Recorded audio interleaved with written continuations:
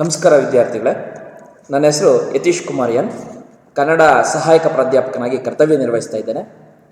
ಇಂದು ನಾವು ಕುವೆಂಪು ವಿಶ್ವವಿದ್ಯಾಲಯ ವ್ಯಾಪ್ತಿಯ BSc, BCA, BSc ಆನರ್ಸ್ ತರಗತಿಗಳಿಗೆ ನಿಗದಿಪಡಿಸಲಾದಂತಹ 3ನೇ ಸೆಮಿಸ್ಟರ್ಗೆ ನಿಗದಿಪಡಿಸಲಾದಂತಹ ಕನ್ನಡ ಭಾಷಾ ಪಠ್ಯ ನುಡಿ ಸಂಭ್ರಮ 3 ಇದರಲ್ಲಿನ ದ.ರಾ ಬೇಂದ್ರೆ ಅವರು ರಚಿಸಿದಂತಹ ನಾನು ಬಡವಿ ಈ ಪದ್ಯ ಭಾಗದ ಬಗ್ಗೆ ತಿಳ್ಕೊಳ್ಳೋಣ. ಮೊದಲನೇದಾಗಿ ಆ ಪದ್ಯವನ್ನು ನಾವು ಅರ್ಥೈಸ್ಕೊಳ್ಳೋದಕ್ಕೂ ಮೊದಲು, ವಿಶ್ಲೇಷಣೆ ಮಾಡೋದಕ್ಕೂ ಮೊದಲು, ಈ ಪದ್ಯವನ್ನು ರಚನೆ ಮಾಡಿದಂತಹ ನಮ್ಮ ನಾಡಿನ ವರಕವಿ ಎಂದಲೇ ಪ್ರಸಿದ್ಧರಾದಂತಹ ದ.ರಾ ಬೇಂದ್ರೆ ಅವರ ಒಂದು ಸಂಕ್ಷಿಪ್ತ ಪರಿಚಯವನ್ನು ಮಾಡ್ಕೊಳ್ಳೋಣ. ಈಗ ದ.ರಾ ಬೇಂದ್ರೆ ಅವರ ಒಂದು ಪರಿಚಯ, ಸೊ ಅವರು ರಚಿಸಿದಂತಹ ನಾದಲೀಲೆ ಎನ್ನುವ ಕವನ ಸಂಕಲನದಿಂದ ಆಯ್ಕೆ ಮಾಡಲಾದಂತಹ ನಾನು ಬಡವಿ ಪದ್ಯವನ್ನು ನಿಮ್ಮ ಭಾಗಕ್ಕೆ ನಿಗದಿಪಡಿಸಲಾಗಿದೆ. ಈಗ ದ.ರಾ ಬೇಂದ್ರೆ ಅವರ ಒಂದು ಸಂಕ್ಷಿಪ್ತ ಪರಿಚಯ. ದ.ರಾ ಬೇಂದ್ರೆ ಅವರ ಪೂರ್ಣ ಹೆಸರು ನೋಡಿ, ಇದು ದ.ರಾ ಬೇಂದ್ರೆ ಅವರ ಭಾವಚಿತ್ರ. ಅವರ ಬೇರೆ ಬೇರೆ ವಯೋಮಾನದ ಭಾವಚಿತ್ರವನ್ನು ಇಲ್ಲಿ ಕೊಡಲಾಗಿದೆ. ದ.ರಾ ಬೇಂದ್ರೆ ಅವರ ಪೂರ್ಣ ಹೆಸರು ದತ್ತಾತ್ರೇಯ ರಾಮಚಂದ್ರ ಬೇಂದ್ರೆ. ಅವರು ಜನಿಸಿದ್ದು ಜನವರಿ 31, 1896ರಲ್ಲಿ, ಸ್ಥಳ ಧಾರವಾಡ. ಹೆಸರು ರಾಮಚಂದ್ರ ಬೇಂದ್ರೆ, ತಾಯಿ ಅಂಬವ್ವ. ಅವರ ಕಾವ್ಯನಾಮ, ಅವರ ಕಾವ್ಯಗಳ ಕವಿತೆಯನ್ನು ಬರೆಯುವಾಗ ಅವರು ಇಟ್ಟುಕೊಂಡಂತಹ ಹೆಸರು ಅಂಬಿಕಾ ತನಯದತ್ತ. ಅಂದರೆ ಅವರ ತಾಯಿ ಹೆಸರನ್ನ ಇಲ್ಲಿ ಅವರ ಕಾವ್ಯನಾಮವನ್ನಾಗಿ ಬಳಸ್ಕೊಂಡಿದ್ದಾರೆ ಅನ್ನೋದು ಇಲ್ಲಿ ಬಹುಮುಖ್ಯವಾದದ್ದು. ಅವರು ತಾಯಿ ಮೇಲೆ ಎಷ್ಟು ಅದಮ್ಯವಾದ ಪ್ರೀತಿಯನ್ನು ಇಟ್ಟಿದ್ರು ಅನ್ನೋದು ನಾವು ಕಾಣಬಹುದು. ಅದು ಅವರ ಕಾವ್ಯನಾಮ ಅಂಬಿಕಾ ತನಯದತ್ತ. ಇವರ ಪ್ರಮುಖ ಕೃತಿಗಳು, ದ.ರಾ ಬೇಂದ್ರೆ ಅವರು ರಚಿಸಿದಂಥ ಪ್ರಮುಖ ಕೃತಿಗಳು ಕೃಷ್ಣ ಕುಮಾರಿ, ಗರಿ, ಸಖಿ ಗೀತ, ಉಯ್ಯಾಲೆ, ನಾದಲೀಲೆ, ಗಂಗಾವತರಣ, ಅರಳು ಮರಳು, ಉತ್ತರಾಯಣ, ನಾಕುತಂತಿ, ಬಾಹತ್ತರ, ಮತ್ತೆ ಶ್ರಾವಣ ಬಂತು, ಒಲವೇ ನಮ್ಮ ಬದುಕು, ಸಾಹಿತ್ಯ ವಿರಾಟ್ ಸ್ವರೂಪ, ನಮನ, ಇದು ಅವರ ಪ್ರಮುಖ ಕೃತಿಗಳು.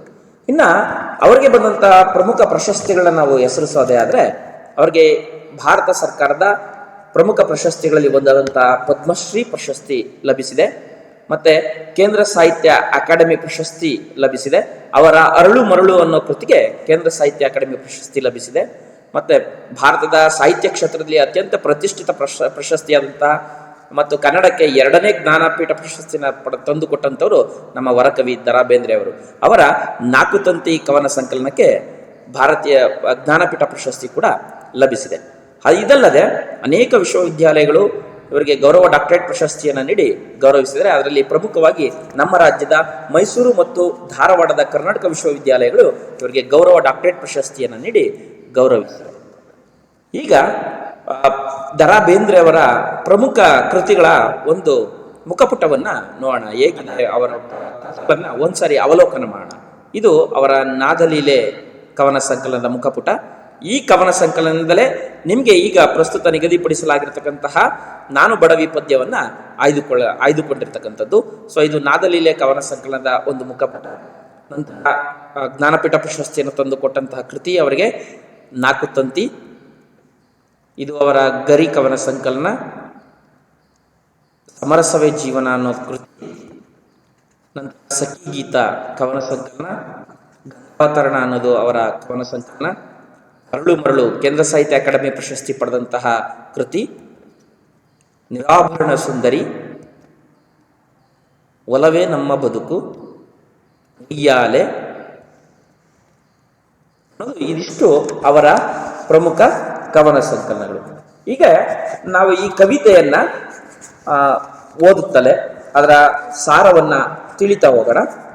ನಾನು ಬಡವಿ ಅನ್ನೋ ಕವಿತೆಯನ್ನ ದ.ರಾ ಬೇಂದ್ರೆ ಅವರ ನಾದಲೀಲೆ ಕವನ ಸಂಕಲನದಿಂದ ಆರಿಸಿಕೊಳ್ಳಲಾಗಿದೆ. ಈ ಕವಿತೆಯ ವಸ್ತು ಬಹಳ ಸರಳ ಮತ್ತು ಮನಸೂರೆಗೊಳ್ಳುವ ಭಾವದೊಂದಿಗೆ ನಮ್ಮನ್ನ ಆವರಿಸಿಕೊಳ್ಳುತ್ತೆ. ಕವಿತೆಯಲ್ಲಿ ಬಳಕೆಯಾಗುವ ಅನೇಕ ಪದಗಳು ಮೇಲ್ನೋಟಕ್ಕೆ ಒಂದು ಸರಳ ಅರ್ಥವನ್ನ ಕೊಡ್ತಾ ಇದ್ದಾವೆ ಅನ್ಸಿದ್ರು ಕೂಡ ಅದರಲ್ಲಿ ಇನ್ನೊಂದು ನಿಗೂಢ ಮತ್ತು ಇನ್ನೊಂದು ಅರ್ಥವನ್ನ ಹೊರಡಿಸ್ತಾ ಹೋಗ್ತವೆ. ಹೀಗೆ ಕಾವ್ಯದಲ್ಲಿ ಒಂದೇ ಪದ ನಾನಾ ಅರ್ಥಗಳನ್ನು ಹೊರಡಿಸುವುದಕ್ಕೆ ಶ್ಲೇಷಾರ್ಥ ಅಥವಾ ಶ್ಲೇಷಾಲಂಕಾರ ಅಂತ ಕರೀತಾರೆ. ಶ್ಲೇಷ ಎಂದರೆ ಒಂದೇ ಪದ ಭಿನ್ನ ಭಿನ್ನ ಅರ್ಥಗಳನ್ನ ಓಡಿಸೋದು ಅಂತ ಅರ್ಥ. ಹೀಗೆ ಶ್ಲೇಷಾರ್ಥದಿಂದ ಇಡೀ ಕವಿತೆ ನಮಗೊಂದಷ್ಟು ಮುದವನ್ನು ನೀಡೋದ್ರ ಜೊತೆಗೆ ಓರ್ವ ಪ್ರೇಮಿಯ ಆಳವಾದ ಪ್ರೇಮಾನುಭವವನ್ನು ನಮಗೆ ಮೆಲುಕು ಹಾಕುವಂತೆ ಮಾಡುತ್ತೆ. ಪ್ರಸ್ತುತ ಕವನದಲ್ಲಿ ಕವಿ ದ ರಾ ಬೇಂದ್ರೆ ಅವರು ಬಡತನದ ಪ್ರೇಮಿಯೊಬ್ಬಳ ಒಲವಿನ ಸಿರಿತನವನ್ನು ಕಣ್ಣಿಗೆ ಕಟ್ಟುವಂತೆ ನಮಗೆ ಚಿತ್ರಣ ಮಾಡಿ ಕೊಡ್ತಾರೆ.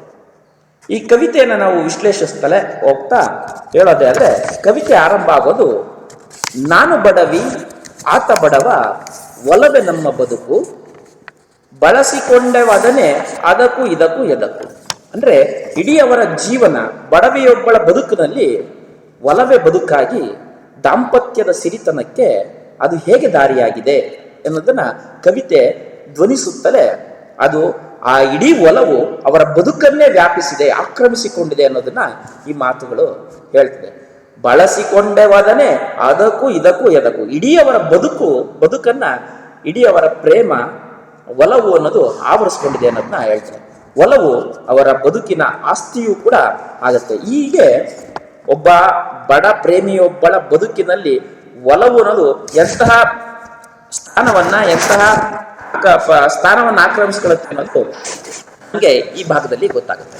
ಮುಂದೆ ಆ ಪದ್ಯದ 2ನೇ ಚರಣದಲ್ಲಿ ಹತ್ತಿರಿರಲಿ ದೂರವಿರಲಿ ಅವನೇ ರಂಗಸಾಲೆ ಅನ್ನೋ ಮಾತು ಬರುತ್ತೆ.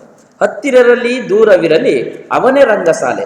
ಬಡವಿಯೊಬ್ಬಳ ಬದುಕಿನಲ್ಲಿ ಆಕೆಯ ಗಂಡನೆ ಏನೆಲ್ಲ ಆಗಿರ್ತಾನೆ ಅನ್ನೋದನ್ನ ಕವಿತೆ ಹೇಳುತ್ತಲೇ ಹತ್ತಿರರಲ್ಲಿ ದೂರವಿರಲಿ ಅವನೇ ರಂಗಸಾಲೆ ಎಂಬ ಮಾತುಗಳಲ್ಲಿ ಹೆಂಡತಿಗೆ ಪತ್ನಿಗೆ ಆಕೆಯ ಪತಿ ಯಾವಾಗಲೂ ಕೂಡ ಎಷ್ಟು ಅಧಮ್ಯವಾದ ಪ್ರೀತಿಯನ್ನು ಹೊಂದಿದ್ಲು ಅನ್ನೋದನ್ನ ಕಾಣುತ್ತಲೇ ಪತಿಯ ಕಣ್ಣಿಗೆ ನನ್ಗೆ ಸದಾ ಕಾಣ್ತಾ ಇರಬೇಕು. ಪತ್ನಿಗೆ ಆಕೆಯ ಪತಿ ಸದಾ ಕಣ್ಣಿಗೆ ಕಾಣ್ತಾ ಇರಬೇಕು. ರಂಗಸಾಲೆ ಅವನೇ ರಂಗಸಾಲೆ, ಸದಾ ನರ್ತಿಸುವವಳು. ಹತ್ತಿರದಲ್ಲೇ ಇರಲಿ ಆತ, ಅವನು ಸದಾ ಆಕೆಗೆ ರಂಗಸಾಲೆ ಇದ್ದಂಗೆ, ರಂಗಮಂಟಪ ಇದ್ದ ಹಾಗೆ. ಅಂದರೆ ಪತಿಯ ಹೃದಯದಲ್ಲಿ ಆಕೆ ಸದಾ ನರ್ತಿಸ್ತಾ ಇರ್ತಾಳೆ. ಕಣ್ಣಿಗೆ ಕಾಣ್ಲಿ ಬಿಡ್ಲಿ ಆತನನ್ನ ಸದಾ ನೆನೆಯತಕ್ಕಂಥವಳು ಎನ್ನುವ ಅರ್ಥದಲ್ಲಿ ಈ ಪದಗಳನ್ನು ನಾವು ಕಾಣ್ಬೋದು. ಜೊತೆಗೆ ಆಕೆಯ ಜೀವನದ ಅವಿಭಾಜ್ಯ ಅಂಗನೂ ಕೂಡ ಆತನೇ ಆಗಿರ್ತಾನೆ. ಒಬ್ಬ ಪತ್ನಿಗೆ ಆಕೆಯ ಜೀವನದ ಅವಿಭಾಜ್ಯ ಅಂಗನೂ ಆಗಿರ್ತಾನೆ ಅನ್ನೋ ಅರ್ಥನೂ ಕೂಡ ಹೀಗೆ ಕೊಡುತ್ತೆ. ಹೀಗೆ ಆ ಹತ್ತಿರರಲ್ಲಿ ದೂರವಿರಲಿ ಅವನೇ ರಂಗಸಾಲೆ ಅನ್ನೋದು 2 ಅರ್ಥವನ್ನು ಹೊರಡಿಸುತ್ತೆ. ಒಂದು, ಕಣ್ಣಿಗೆ ಕಾಣ್ತಾ ಇರಲಿ, ಸದಾ ಆಕೆಯ ಕಣ್ಣುಗಳಲ್ಲಿ ಆತನ ಕಣ್ಣುಗಳಲ್ಲಿ ಈಕೆ ನರ್ತಿಸುವಂಥವಳು. ಜೊತೆಗೆ ಆಕೆಯ ಜೀವನದಲ್ಲಿ ಆತ ಅವಿಭಾಜ್ಯ ಅಂಗ ಅನ್ನೋದನ್ನು ಕೂಡ ಈ ಮಾತು ಧ್ವನಿಸುತ್ತೆ. ಮುಂದೆ ಕಣ್ಣು ಕಟ್ಟುವಂಥ ಮೂರ್ತಿ ಎನ್ನುವ ಮಾತು ಬರುತ್ತೆ. ಕಣ್ಣು ಕಟ್ಟುವಂತಹ ಮೂರ್ತಿ ಅನ್ನೋದ್ರಲ್ಲಿ ಇಲ್ಲಿ ಕಟ್ಟೋದು ಅಂದ್ರೆ ಏನು, ಕಟ್ಟುವಂತಹ ಅನ್ನೋ ಪದ ಪತ್ನಿಗೆ ಆಕೆಯ ಪತಿ ಕಣ್ಣು ತುಂಬಿಕೊಂಡಿದ್ದಾನೆ. ಪತ್ನಿಗೆ ಆಕೆಯ ಪತಿ ಕಣ್ಣು ತುಂಬ ತುಂಬಿಕೊಂಡಿದ್ದಾನೆ ಎಂಬ ಅರ್ಥ ಸ್ಫುರಿಸಿದ್ರೆ ಆತನ ಒಲವು ಆಕೆಯನ್ನ ಕಣ್ಣು ಕಟ್ಟಾಕಿ ಬಿಟ್ಟಿದೆ ಅನ್ನೋ ಅರ್ಥನೂ ಕೂಡ ಕೊಡುತ್ತೆ. ಆತ ಎಷ್ಟು ಪ್ರೀತಿಯನ್ನ ಇಟ್ಟಿದ್ದ ತನ್ನ ಹೆಂಡತಿಯ ಮೇಲೆ ಅನ್ನೋ ಅರ್ಥನೂ, ಆ ಪ್ರೀತಿ ಆಕೆಯನ್ನ ಎಷ್ಟು ಕಟ್ಟಾಕಿಬಿಟ್ಟಿದೆ. ಕಣ್ಣು ಕಟ್ಟುವಂತ ಮೂರ್ತಿ ಅನ್ನೋ ಅರ್ಥದಲ್ಲಿ ಈ 2 ಅರ್ಥವನ್ನು ಹೊರಡಿಸುತ್ತೆ. ಕಣ್ಣು ಕಟ್ಟುವಂತಹ ಮೋಡಿ ಮಾಡಿಬಿಟ್ಟಿದ್ದಾನೆ ಆತ ಈಕೆಗೆ. ಇನ್ನು ಯಾರು ತಾನೇ ನನ್ನನ್ನ ನೋಡ್ಬೇಕಾಗಿಲ್ಲ ಅನ್ನೋ ಅರ್ಥನೂ ಕೂಡ ಆಕೆ ಇಲ್ಲಿ ಹೇಳ್ತಾ ಹೋಗ್ತಿದ್ದಾಳೆ. ನನಗೆ ಆ ಥರ ಒಬ್ಬನೇ ಸಾಕು, ಬೇರೆ ಯಾರು ನೋಡೋ ಅಗತ್ಯ ಇಲ್ಲ. ನನ್ನನ್ನು ಕಣ್ಣು ಕಟ್ಟಾಕಿಬಿಟ್ಟಿದ್ದಾನೆ. ಕಣ್ಣು ಕಟ್ಟುವಂತ ಮೂರ್ತಿ, ಕಣ್ಣಿನಲ್ಲಿ ಸದಾ ನರ್ತಿಸುವವನು ಆತ ಅನ್ನೋದನ್ನ ಹೇಳಿದ್ರೆ, ಕಿವಿಗೆ ಮೆಚ್ಚಿನೋಲೆ. ಆಕೆಗೆ ಯಾವುದೇ ಆಡಂಬರದ ಬದುಕಿನ ಸಂಕೇತವಾದಂತಹ ಒಡವೆ ಇವ್ಯಾವ ವಸ್ತ್ರಗಳು ಬೇಕಿಲ್ಲ. ಆತನೇ ಕಿವಿಗೆ ಮೆಚ್ಚಿನೋಲೆ ಎನ್ನುವಲ್ಲಿ ಓಲೆ ಅನ್ನೋದು ಹೆಣ್ಣಿನ ಸೌಭಾಗ್ಯದ ಸಂಕೇತ ಆಗೋದ್ರ ಜೊತೆಗೆ ಓಲೆ ಅನ್ನೋದು ಇಲ್ಲಿ ಒಡವೆನೂ ಕೂಡ ಎನ್ನುವ ಅರ್ಥದಲ್ಲಿ ಬಂದು ನಿಲ್ಲುತ್ತೆ. ಇಲ್ಲಿ ಓಲೆ ಆಕೆ ಕಿವಿಗೆ ಧರಿಸುವಂತಹ ಸೌಭಾಗ್ಯದ ಸಂಕೇತವಾದ ಓಲೆ ಬೇರೆ ಯಾರು ಅಲ್ಲ, ಆತನ ಗಂಡನೆ ಅನ್ನೋದು ಕೂಡ ಇಲ್ಲಿ ನಾವು ಅರ್ಥೈಸ್ಕೊಳ್ಬಹುದು. ಹೀಗೆ ಒಂದೇ ಪದಗಳಲ್ಲಿ ಬೇರೆ ಬೇರೆ ಅರ್ಥಗಳನ್ನು ಹೊರಡಿಸುವಂಥ ಈ ಪದ್ಯ ನಾನಾ ಅರ್ಥಗಳನ್ನು ಹೊರಡಿಸುತ್ತಲೇ ಒಂದು ಮುದ ನೀಡುವಂತಹ ನವಿರಾದ ಪ್ರೇಮವನ್ನ ಕಟ್ಟಿಕೊಡುತ್ತಲೇ ಹೇಳುತ್ತದೆ. ಒಟ್ಟಾರೆ ಹೆಂಡತಿಗೆ ತನ್ನ ಗಂಡನ ಮೇಲಿರುವಂತಹ ಅದಮ್ಯ ಪ್ರೀತಿ ಎಂತಹದ್ದು ಮತ್ತು ಅಭಿಮಾನ ಎಂತಹದ್ದು ಅನ್ನೋದನ್ನ ಈ ಕವಿತೆಯ ಈ ಭಾಗ ಕಟ್ಟಿಕೊಡುತ್ತೆ. ಮುಂದಿನ ಪದ್ಯದಲ್ಲಿ ಚಳಿಗೆ ಬಿಸಿಲಿಗೊಂದೆ ಹದನ, ಚಳಿಗೆ ಬಿಸಿಲಿಗೊಂದೆ ಹದನ, ಅವನ ಮೈಯ ಮುಟ್ಟೆ ಅದೇ ಗಳಿಗೆ ಮೈಯ ತುಂಬ ನನಗೆ ನವಿರು ಬಟ್ಟೆ. ಅವನ ಮೈಯ ಮುಟ್ಟೆ ಅದೇ ಗಳಿಗೆ ಮೈಯ ತುಂಬ ನನಗೆ ನವಿರು ಬಟ್ಟೆ. ಆಕೆ ಬದುಕಿನಲ್ಲಿ ಗಂಡ ಹೇಗೆಲ್ಲ ಆವರಿಸಿದ್ದಾನೆ ಅನ್ನೋದನ್ನ ಹೇಳ್ತಲೇ, ಯಾವುದೇ ಸಮಯದಲ್ಲಾಗಲಿ ಪತಿಯ ಮೈಯನ್ನು ಮುಟ್ಟಿದ್ರೆ ಆಕೆಗೆ ರೋಮಾಂಚನಗೊಳ್ತಾಳೆ. ಪ್ರತಿ ಹಂತದಲ್ಲೂ ಕೂಡ ತನ್ನ ಪತಿಯ ದೇಹವನ್ನು ಸ್ಪರ್ಶಿಸಿದರೆ ಸಾಕು ಆಕೆ ರೋಮಾಂಚನಗೊಳ್ತಾಳೆ. ಮೈ ತುಂಬ ನವಿರಾಗಿ ರೋಮಾಂಚನವಾದ ಬಟ್ಟೆಯನ್ನೇ ಆಕೆ ಒದ್ದಂತೆ ಆಗುತ್ತೆ, ನನಗೆ ಭಾಸ ಆಗುತ್ತೆ ಅಂತ ಆಕೆ ಇಲ್ಲಿ ಭಾವಿಸಿದ್ದಾಳೆ. ಹೀಗೆ ಬಡತನದ ಬೇಗೆಯಲ್ಲಿದ್ದರೂ ಕೂಡ ಗಂಡನಿಂದ ಆಕೆ ಕೆಲವೊಂದು ವಸ್ತುಗಳನ್ನು ಅಪೇಕ್ಷಿಸ್ತಾಳೆ. ಸಹಜವಾಗಿ ಹೆಣ್ಣು ಮಕ್ಕಳಿಗೆ ಒಡವೆ ವಸ್ತ್ರ ಎಂದರೆ ಬಲು ವ್ಯಾಮೋಹ. ಆದರೆ ಬಡತನದಲ್ಲಿರ್ತಕ್ಕಂತಹ ಪ್ರೇಮಿಯೊಬ್ಬಳು ಗಂಡನನ್ನ ಅದಮ್ಯವಾಗಿ ಪ್ರೀತಿಸುವಂತಹ ಹೆಣ್ಣು ಮಗಳೊಬ್ಬಳು ಗಂಡಿಂದಲೂ ಅಂತಹ ಬಡತನದ ಗಂಡನಿಂದಲೂ ಕೂಡ ತನ್ನದೇ ಆದಂಥ ವಸ್ತುಗಳನ್ನು, ಆತನಿಂದ ಒಂದಷ್ಟು ವಸ್ತು ಒಡವೆಗಳನ್ನು ಬಯಸ್ತಾಳೆ. ಆ ವಸ್ತು ಒಡವೆಗಳು ಏನಾಗಿದ್ದು ಅನ್ನೋದನ್ನ ಕವಿ ಬಹಳ ಸೊಗಸಾಗಿ ಕಟ್ಕೊಡ್ತಾರೆ. ಅದು ಹೀಗಿದೆ: ಆತ ಕೊಟ್ಟ ವಸ್ತು ಒಡವೆ ನನಗೆ ಅವಾಗೆ ಗೊತ್ತು, ಆತ ಕೊಟ್ಟ ವಸ್ತು ಒಡವೆ ನನಗೆ ಅವಾಗೆ ಗೊತ್ತು, ತೋಳುಗಳಿಗೆ ತೋಳ ಬಂದಿ ಕೆನ್ನೆ ತುಂಬ ಮುತ್ತು, ತೋಳುಗಳಿಗೆ ತೋಳ ಬಂದಿ ಕೆನ್ನೆ ತುಂಬ ಮುತ್ತು. ನೋಡಿ, ಇದು ತುಂಬಾ ಖಾಸಗಿತನದ ವಿಚಾರಗಳನ್ನ ಇಲ್ಲಿ ಕವಿ ಆಕೆಯ ಬಾಯಲ್ಲಿ ಹೇಳಿಸ್ತಾ ಹೋಗ್ತಾರೆ. ಈ ಬಡತನದಲ್ಲಿರ್ತಕ್ಕಂಥ ಪ್ರೇಮಿಯೊಬ್ಬಳು ನನಗೆ ಗಂಡ ಕೊಟ್ಟಂತ ಉಡುಗೊರೆ ಏನಪ್ಪ ಅಂದ್ರೆ ಅದು ನನಗೆ ಮತ್ತೆ ಆತನಿಗೆ ಮಾತ್ರ ಗೊತ್ತು. ಯಾಕೆಂದ್ರೆ ಇದು ತೀರಾ ಖಾಸಗಿತನದ ವಿಚಾರ. ಮೇಲ್ನೋಟಕ್ಕೆ ಎಂತಹ ಅರ್ಥವನ್ನು ಸ್ಫುರಿಸುತ್ತೆ ಅಂದ್ರೆ, ಒಲವಿನ ದಾಂಪತ್ಯದಲ್ಲಿ ಗಂಡ ಮತ್ತು ಹೆಂಡತಿಗೆ ಕೊಟ್ಟ ವಸ್ತು ಮತ್ತು ಒಡವೆ ಅಂದ್ರೆ ಯಾವುದು? ಪ್ರೀತಿ ತುಂಬಿದ ಬದುಕಿನಲ್ಲಿ, ಪ್ರೀತಿಯೇ ಅವ್ಯಾಹತವಾಗಿರ್ತಕ್ಕಂಥ ಈ ಬದುಕಿನಲ್ಲಿ ಗಂಡ ಪ್ರೀತಿಯಿಂದ ತನ್ನ ಹೆಂಡತಿಗೆ ಕೊಟ್ಟಂತ ವಸ್ತು ಮತ್ತು ಒಡವೆಗಳು ಏನಪ್ಪಾ ಅಂದ್ರೆ, ತೋಳುಗಳಿಗೆ ತೋಳಬಂದಿ. ನೋಡಿ, ತೋಳುಗಳಿಗೆ ತೋಳಬಂದಿ ಅಂದ್ರೆ ಚಿನ್ನದಂತಹ ಒಡವೆಗಳು, ಚಿನ್ನದ ಒಡವೆಗಳನ್ನ ತೋಳುಗಳಿಗೆ ಹಾಕಲಾಗಿರ್ಬೋದು. ಅಥವಾ ಇಲ್ಲಿ ಇನ್ನೊಂದು ಅರ್ಥವನ್ನ ಕೂಡ ಕೊಡುತ್ತದೆ. ತೋಳುಗಳಿಗೆ ತೋಳಬಂದಿ ಅಂದ್ರೆ ತನ್ನ ತೋಳುಗಳಿಂದ ಬಿಗಿದಪ್ಪಿ ಸತಿಯನ್ನ ಪ್ರೀತಿಸಿದ್ದಾಗಿರಬಹುದು. ತೋಳುಗಳಿಗೆ ತೋಳಬಂದಿ ಅಂದ್ರೆ ತೋಳುಗಳಿಂದ ಅಪ್ಪಿಕೊಂಡಿದ್ದೇ ವಸ್ತು, ನನಗೆ ಅದೇ ನನಗೆ ವಸ್ತು. ಆತ ಕೊಟ್ಟಂತಹ ಒಡವೆ ಯಾವುದಪ್ಪ ಅಂದ್ರೆ, ಕೆನ್ನೆ ತುಂಬ ಕೊಟ್ಟ ಮುತ್ತೆ ಒಡವೆ. ಮುತ್ತು ಅಂದ್ರೆ ಅದೊಂದು ಅಮೂಲ್ಯವಾದ ಹರಳು ಆಗಬಹುದು, ವಸ್ತು ಆಗಬಹುದು. ಅಥವಾ ಆತ ಕೊಟ್ಟಂತಹ ಮುತ್ತೆ ಚುಂಬನವೇ ನನಗೆ ಮುತ್ತು ಅಂತ ಭಾವಿಸ್ತಾಳೆ. ಆಕೆಗೆ ಬಡತನದಲ್ಲೂ ಕೂಡ ಸಿರಿವಂತಿಕೆಯನ್ನ ಕಾಣ್ತಾಳೆ. ಗಂಡನ ಪ್ರೀತಿಯಲ್ಲಿ ಸಿರಿವಂತಿಕೆಯನ್ನ ಕಾಣುವ ಪ್ರಯತ್ನವನ್ನ ಮಾಡ್ತಾಳೆ. ಆತ ಚಿನ್ನ, ಒಡವೆ, ವಸ್ತ್ರ, ವೈಡೂರ್ಯಗಳನ್ನ ತಂದುಕೊಡುವಂತ ಅಪೇಕ್ಷೆ ಮಾಡ್ತಾ ಇಲ್ಲ. ಆತ ತನ್ನ ತೋಳುಗಳಲ್ಲಿ ಬಳಸಿ ನನ್ನನ್ನು ಬಾಚಿ ತಬ್ಬಿದರೆ ಅದೇ ನಿಜವಾದ ವಸ್ತು. ಬಾಚಿ ತಬ್ಬಿ ಆತ ಕೊಡುವಂತಹ ಚುಂಬನವೇ ನನಗೆ ಮುತ್ತು ಅನ್ನೋ ಅರ್ಥದಲ್ಲೂ ಕೂಡ ಇಲ್ಲಿ ಭಾಸವಾಗುತ್ತೆ. ಕವಿ ಕೇವಲ ಪದಗಳಲ್ಲಿ, ಬಾಹ್ಯ ವಸ್ತುಗಳಲ್ಲೇ ಅವರೇನ್ ಮಾಡ್ತಿದ್ದಾರೆ, ಕವಿತೆಯನ್ನ ಕಟ್ಟಿ ಅದಕ್ಕೊಂದು ಅಲಂಕಾರವನ್ನ ಕಟ್ಟಿದ್ದಾರೆ. ಸೊ ಇದನ್ನ ವಸ್ತು ಧ್ವನಿ ಅಂತ ಕರೀತಾರೆ. ಅಲಂಕಾರ ಶಾಸ್ತ್ರದಲ್ಲಿ ಇದನ್ನ ವಸ್ತು ಧ್ವನಿ ಅಂತಾರೆ. ಬಾಹ್ಯ ವಸ್ತುಗಳ ಮೂಲಕವೇ ಇರುವಂತಹ ವಸ್ತುಗಳನ್ನ ವರ್ಣನೆ ಮಾಡ್ತಕ್ಕಂಥದ್ದು.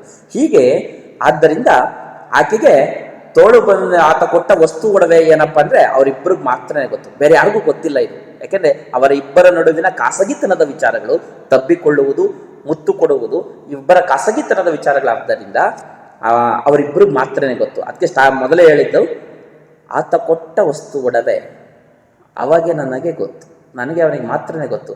ತೋಳುಗಳಿಗೆ ತೋಳ ಬಂದಿ ಕೆನ್ನೆ ತುಂಬ ಮುತ್ತು. ಇನ್ನೊಂದು ಅರ್ಥದಲ್ಲಿ ತೋಳುಗ ಹಾಕುವ ಬಂದಿ ಅಂತ, ತೋಳು ಬಂದಿನೂ ಆಗ್ಬೋದು, ಕಡಗ ಆಗ್ಬೋದು, ಅಥವಾ ಕೆನೆಗೆ ಹಾಕಿಕೊಳ್ಳುವ ಮುತ್ತಿನ ಆಭರಣನೂ ಆಗ್ಬೋದು. ಹೀಗೆ ಎರಡು ಅರ್ಥವನ್ನ ಕೊಡುತ್ತೆ. ಗಂಡ ಬಡವನಾದರೂ ಕೂಡ ಹೆಂಡತಿಗೆ ಕುಂದುಕೊರತೆಯನ್ನು ತರಲಿಲ್ಲ. ಪದ್ಯದ ಕೊನೆಯ ಭಾಗ ಹೇಳುತ್ತೆ, ನನ್ನ ಗಂಡ ಬಡವನಾಗಿರ್ಬೋದು, ಹಣಕಾಸಿನ ವಿಚಾರದಲ್ಲಿ ಆತ ಕಡು ಬಡವನಾಗಿರ್ಬೋದು, ಆದರೆ ಆತ ನನಗೆ ಯಾವತ್ತೂ ಕುಂದು ಕೊರತೆಯನ್ನು ಮಾಡಿದವನಲ್ಲ ಅನ್ನೋದನ್ನ ಕವಿತೆ ಕೊನೆಯಲ್ಲಿ ಹೇಳ್ತಲೇ ಆ ಪ್ರೀತಿಯ ಉತ್ಕಟ ಭಾವವನ್ನು ಇಲ್ಲಿ ಕವಿ ಆಕೆಯಿಂದ ಹೊರಹೊಮ್ಮಿಸಿದ್ದಾರೆ. ಗಂಡ ಬಡವನಾದರೂ ಕೂಡ ಹೆಂಡತಿಗೆ ಕುಂದು ಕೊರತೆ ಇರ್ದಂಗೆ ನೋಡ್ಕೊಂಡವನು. ಅದಕ್ಕೆ ಹೇಳ್ತಾನೆ, ಕುಂದು ಕೊರತೆ ತೋರಲಿಲ್ಲ ಬೇಕು ಹೆಚ್ಚಿಗೇನು. ನನಗೆ ಯಾವತ್ತು ಕುಂದು ಕೊರತೆಯನ್ನು ತೋರದವನಲ್ಲ ನನ್ನ ಗಂಡ, ನನಗೆ ಇದಕ್ಕಿಂತ ಹೆಚ್ಚಿಗೆ ಇನ್ನೇನು ಬೇಕು? ಏನು ಕೊಟ್ಟಿದ್ದಾನೆ ಆಕೆ ಬದುಕಿಗೆ, ಆತ ಏನು ಕೊಟ್ಟಂತ ಅಮೂಲ್ಯವಾದ ಕಾಣಿಕೆಗಳು ಏನೇನು ಅನ್ನೋದಾದ್ರೆ ಇದಕ್ಕಿಂತ ಹೆಚ್ಚೇನು ಬೇಕು ಅನ್ನುವ ಸಂತೃಪ್ತಿ ಭಾವ ಆಕೆಯಲ್ಲಿ ಮನೆ ಮಾಡಿದೆ. ಎಂಥ ಸಂತೃಪ್ತಿ ಆಕೆಯ ಸಂತೃಪ್ತ ಭಾವವನ್ನು ನೋಡಿ, ಬದುಕಿನ ಸಂತೃಪ್ತತೆಯನ್ನ ನೋಡಿ ಹೇಗಿದೆ ಅನ್ನೋದನ್ನ ಹೇಳ್ತಾರೆ. ಕುಂದುಕೊರತೆಯ ನಡುವೆಯೂ ಗಂಡಗ ಹೆಂಡತಿಯ ಸಮಚಿತ್ತದ ಬದುಕಿನ ಚಿತ್ರಣವನ್ನ ಕವಿ ಎಷ್ಟು ಸೊಗಸಾಗಿ ಚಿತ್ರಣ ಮಾಡಿದ್ದಾರೆ ಅಂದ್ರೆ ಎಷ್ಟು ಸೊಗಸಾಗಿ ಚಿತ್ರಣ ಮಾಡಿದ್ದಾರೆ ಅಂದ್ರೆ ಹೆಂಡತಿಯಾಗೆ ಒಂದು ಜೀವ ಫಲವನ್ನು ನೀಡಿದ್ದಾನೆ. ಆಕೆಯ ಹೊಟ್ಟೆಗೊಂದು ಜೀವ ಫಲವನ್ನು ನೀಡಿದ್ದಾನೆ. ಇಬ್ಬರ ಪ್ರೀತಿಯ ದ್ಯೋತಕವಾಗಿ ಆಕೆಯ ಹೊಟ್ಟೆಯಲ್ಲಿ ಜೀವಾಂಕುರಿಸಿದೆ. ಹೀಗೆ ಆಕೆಯ ಈ ಒಂದು ಮಗುವಿನ ಹಸಿವನ್ನು ನೀಗಿಸಿದಂಥವನು ತುಟಿಗೆ ಹಾಲು ಜೇನು. ನೋಡಿ ಮುಂದೆ ಬರ್ತದೆ, ಹೊಟ್ಟೆಗಿತ್ತ ಜೀವ ಫಲವ ತುಟಿಗೆ ಹಾಲು ಜೇನು. ಇನ್ನೇನು ಬೇಕು? ಹೊಟ್ಟೆ ಒಂದು ಜೀವ ಫಲವನ್ನು ಇತ್ತಿದ್ದಾನೆ, ಜೊತೆಗೆ ತುಟಿಗೆ ಹಾಲು ಜೇನು ಇತ್ತಿದ್ದಾನೆ. ಯಾರ ತುಟಿಗೆ ಹಾಲು ಜೇನು ಇತ್ತಿದ್ದಾನೆ? ಮಗುವಿನ ತುಟಿಗೆ ಹಾಲನ್ನು ಉಣಿಸುವಂಥ ಸೌಭಾಗ್ಯವನ್ನು ಕೊಟ್ಟಂಥವನು ನನಗೆ, ನನ್ನ ಪತಿ. ಆದ್ದರಿಂದ ಕಂದನ ತುಟಿಗೆ ಹಾಲನ್ನಿತ್ತು ಜೇನಿನ ಸುಖವನ್ನು ಉಣಿಸಲು ಹೆಂಡತಿಗೆ ಜೀವ ಫಲವನ್ನು ಇತ್ತಿದ್ದಾನೆ.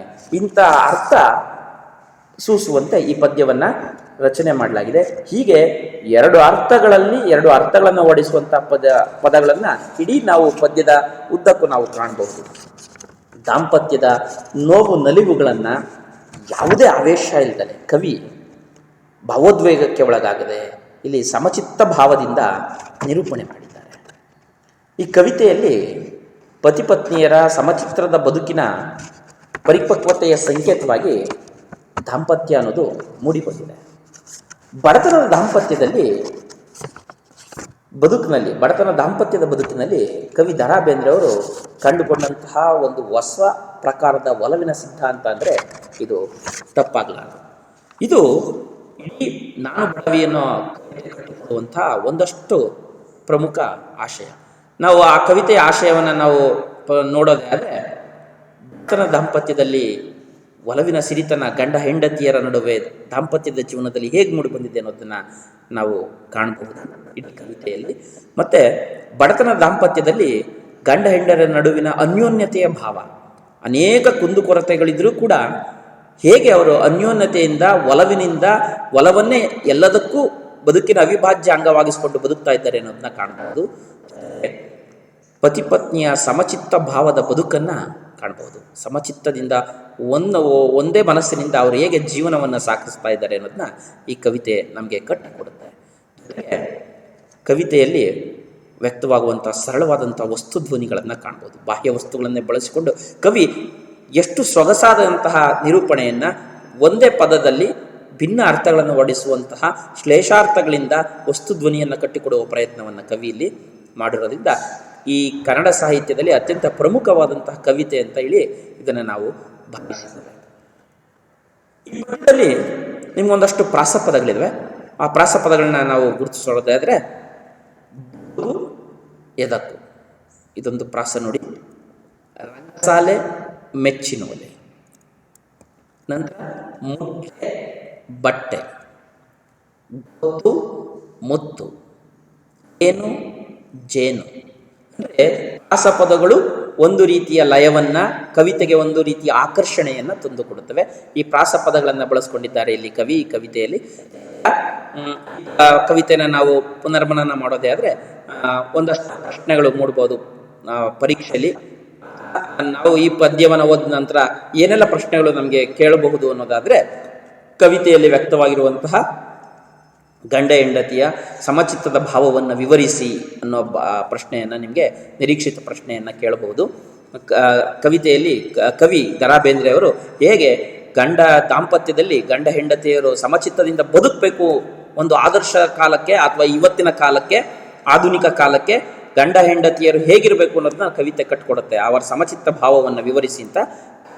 ಎರಡನೇದು, ಬಡತನದ ದಾಂಪತ್ಯದಲ್ಲಿ ಗಂಡ ಹೆಂಡತಿಗೆ ಕೊಟ್ಟ ಅಮೂಲ್ಯವಾದಂಥ ವಸ್ತುಗಳು ಏನು, ನಾವು ಇರುವುದರಲ್ಲೇ ಸುಖವನ್ನು ಕಾಣಬೇಕು ಅನ್ನೋ ಅರ್ಥವನ್ನು ಈ ಕವಿತೆ ಕಟ್ಟಿಕೊಡುತ್ತೆ.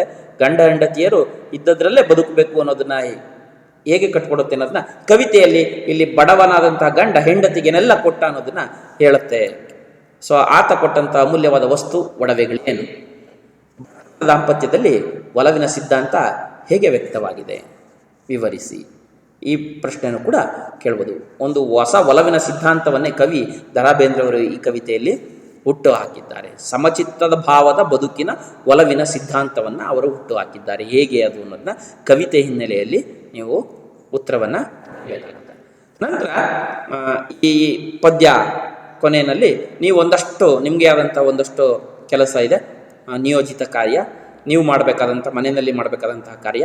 ಸೊ ಏನಪ್ಪ ಅಂದರೆ, ದಾಂಪತ್ಯದ ಬದುಕಿನ ಅನ್ಯೋನ್ಯತೆಯನ್ನು ತಿಳಿಸುವಂತಹ ಜನಪದ ಗೀತೆಗಳನ್ನು ಸಂಗ್ರಹಿಸಿ. ಈ ಗಂಡ ಹೆಂಡತಿಯರ ಸಾಮರಸ್ಯದ ಬದುಕನ್ನು ಕುರಿತಾದಂಥ ನಮ್ಮ ಜನಪದ ಸಾಹಿತ್ಯ ಸಾಕಷ್ಟು ಶ್ರೀಮಂತವಾದದ್ದು. ಈ ಜನಪದ ಸಾಹಿತ್ಯದಲ್ಲಿ ದಾಂಪತ್ಯದ ಸೊಗಸನ್ನು ತಿಳಿಸುವಂಥ ಗೀತೆಗಳಿದ್ದಾವೆ. ಅಂಥ ಜನಪದ ಗೀತೆಗಳನ್ನು ಒಂದಷ್ಟು ಸಂಗ್ರಹಿಸಿ. ಜೊತೆಗೆ ನಿಮ್ಮೂರಿನಲ್ಲೇ ಅಥವಾ ನಿಮ್ಮ ಮನೆಯಲ್ಲೋ ನಿಮ್ಮೂರಿನಲ್ಲೋ ನಿಮ್ಮ ಬಡಾವಣೆಯಲ್ಲೋ ಇರ್ತಕ್ಕಂಥ ಹಿರಿಯ ದಂಪತಿಗಳನ್ನು ಸಂದರ್ಶಿಸಿ ಅವರ ಅನ್ಯೋನ್ಯತೆಯ ಬದುಕಿಗೆ ಬಹಳ ವರ್ಷಗಳಾದರೂ ಕೂಡ 50-60 ವರ್ಷಗಳ ದಾಂಪತ್ಯ ಜೀವನ ಕಳೆದರೂ ಕೂಡ ಅವ್ರ ಬದುಕಿನಲ್ಲಿ ಬಹಳ ಸಂತೋಷದಿಂದ ಜೀವನವನ್ನು ಕಳೀತಿರ್ತಾರೆ. ಅಂಥ ಅನ್ಯೋನ್ಯತೆಯ ಬದುಕಿನ ದಂಪತಿಗಳನ್ನು ಸಂದರ್ಶಿಸಿ ಅವರ ಬದುಕಿನ ಬಗ್ಗೆ ಒಂದು ವರದಿಯನ್ನು ತಯಾರಿಸಿ. ಅನ್ಯೋನ್ಯತೆಯ ಬದುಕಿಗೆ ಕಾರಣ ಏನು, ಅವರ ದಾಂಪತ್ಯದಲ್ಲಿ ಎಂದಿಗೂ ಕೂಡ ಬಿರುಕುಗಳು ಬಂದಿಲ್ವೇ, ಬಿರುಕುಗಳು ಬಂದರೂ ಕೂಡ ಹೇಗೆಲ್ಲ ಅವರು ಅದನ್ನು ಸರಿಪಡಿಸ್ಕೊಂಡು ಹೇಗೆ ಹೆಗಲಿಗೆ ಹೆಗಲು ಕೊಟ್ಟು ಜೊತೆಯಾಗಿ ಈ ಬದುಕಿನಲ್ಲಿ ಸಾಗಿ ಬಂದಿದ್ದಾರೆ ಅನ್ನೋದ್ರ ಬಗ್ಗೆ ಒಂದು ಸಂದರ್ಶನದ ವರದಿಯನ್ನು ತಯಾರಿಸಿ. ನಿಮಗೆ ಹೆಚ್ಚಿನ ಸಾಮಗ್ರಿ ಓದಲಿಕ್ಕಾಗಿ ಇದಲ್ಲದೆ ದಾಂಪತ್ಯದ ಗೀತೆಗಳಿಗೆ ಕನ್ನಡದಲ್ಲಿ ಅತ್ಯಂತ ಪ್ರಸಿದ್ಧರಾದಂಥ ಸಾಹಿತಿಗಳಾದಂಥ ಕೆ.ಎಸ್. ನರಸಿಂಹಸ್ವಾಮಿ ಮತ್ತು ದ.ರಾ ಬೇಂದ್ರೆ ಅವರ ಇನ್ನಿತರ ದಾಂಪತ್ಯದ ಗೀತೆಗಳನ್ನು ನೀವು ಅವರ ಕವನ ಸಂಕಲನಗಳನ್ನ ನೋಡಿದ್ರೆ ಗೊತ್ತಾಗುತ್ತೆ. ಬದುಕು ಅಂದರೆ ಅದೊಂದು ಪ್ರೀತಿಯ ಆಟ. ಆ ಪ್ರೀತಿಯಲ್ಲಿ ನಲಿಯುವಂಥ ಗಂಡು ಹೆಣ್ಣಿನ ಸಮಚಿತ್ತದ ಭಾವದ ಬದುಕನ್ನು ಹೇಗೆಲ್ಲ ಕನ್ನಡ ಸಾಹಿತ್ಯದಲ್ಲಿ ಚಿತ್ರಿಸಿದ್ದಾರೆ ನಮ್ಮ ಒಲವಿನ ಕವಿಗಳು ಅನ್ನೋದನ್ನ ಅವರ ಬೇರೆ ಬೇರೆ ಗೀತೆಗಳನ್ನು ನೋಡಿ ಗೊತ್ತಾಗತ್ತೆ. ಸೊ ಇದಿಷ್ಟು ನೀವು ಕಾಣುವಂತಹ ಈ ನಾನು ಬಡವಿ ಅನ್ನುವ ಪದ್ಯದ ವಿಶ್ಲೇಷಣೆ. ನೀವೆಲ್ಲರೂ ಕೂಡ ಈ ಕಾರ್ಯವನ್ನು ನಿಯೋಜಿಸಿರ್ತಕ್ಕಂಥ ಈ ಕಾರ್ಯವನ್ನು ನಿರ್ವಹಿಸ್ತೀರಾ ಅಂತ ತಿಳ್ಕೊಳ್ತಾ ನಿಮ್ಮೆಲ್ಲರಿಗೂ ಮತ್ತೊಮ್ಮೆ ನಮಸ್ಕಾರ.